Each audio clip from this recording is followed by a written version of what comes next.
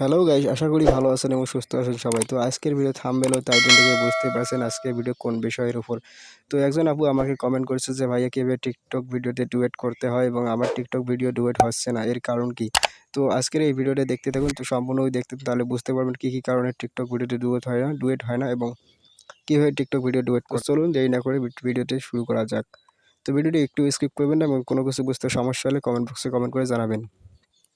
তো এখান থেকে সরাসরি চলে যাবো টিকটক অ্যাপসে।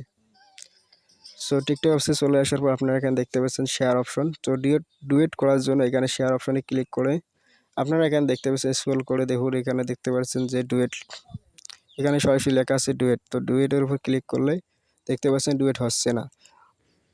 আপুর প্রশ্ন হচ্ছে যে আমার ডুয়েট ভিডিও হচ্ছে না, হয়তো যে ভিডিওটির সাথে ডুয়েট করতেছেন সেই ভিডিও হয়তো ডুয়েট অপশন অ্যালাউ নেই, অর্থাৎ অন করা নেই ডুয়েট অপশন। এর কারণে হয়তো আপনার ডুয়েট ভিডিও হচ্ছে না এবং আপনি অন্য কোনো ভিডিওটি ট্রাই করে দেখতে পারেন। তো এখান থেকে আমি একটি অন্য ভিডিওটি ট্রাই করবো যে আসলে ডুয়েট ভিডিও হচ্ছে কিনা। সো এখানে দেখছেন এই ভিডিওর উপর ক্লিক করবো, ক্লিক করার পর শেয়ার অপশনে যাব। শেয়ার অপশনে যাওয়ার পর আপনারা এখানে দেখতে পাচ্ছেন ডুয়েট। তো সরাসরি দেখতে পাচ্ছেন ডুয়েট অপশন চালু করা আছে, অর্থাৎ অ্যালাউ, এই ভিডিওটি ডুয়েট অপশন অ্যালাউ দেওয়া আছে।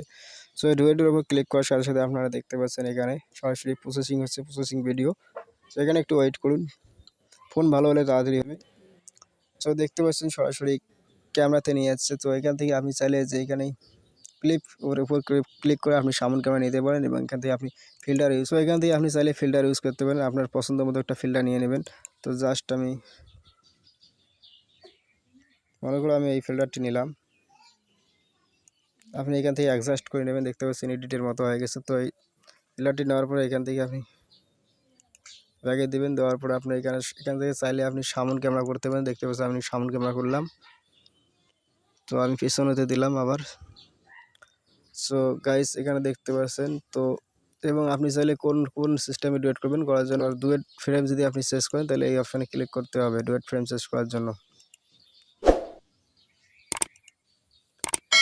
এবং এর উপর ক্লিক করে আপনি কোন ফ্রেমে ডুয়েট করবেন। দেখতে পাচ্ছেন এখানে সিস্টেমগুলো, এই যে ডুয়েটের সিস্টেম ফ্রেমগুলো ধর ডাউনলোড হচ্ছে।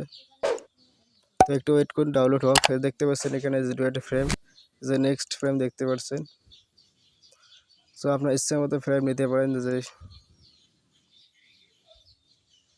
দেখতে পাচ্ছেন এখানে ফ্রেমগুলো, তো আমি প্রথমটাতে রেখে দিলাম।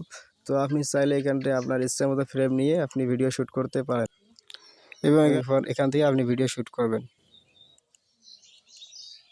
সো যে ভিতরের উপর ক্লিক করে ট্যাপ করে আপনি ভিডিও শ্যুট করবেন। এখানে দেখতে পাচ্ছেন ভিডিও শ্যুট হচ্ছে, এখানে টিকসোনাতে শ্যুট করার পর টিকসোনাতে ক্লিক করবেন।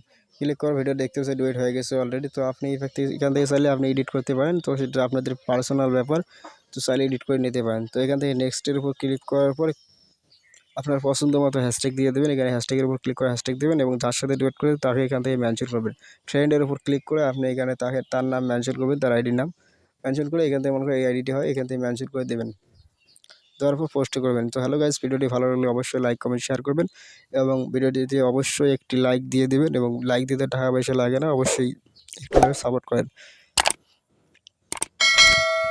তো কোনো কিছু বুঝতে সমস্যা হলে কমেন্ট বক্সে কমেন্ট করে জানাবেন। মিজানুর টেক ভিডিও চ্যানেলটি সাবস্ক্রাইব করে আমাদের সঙ্গে থাকুন।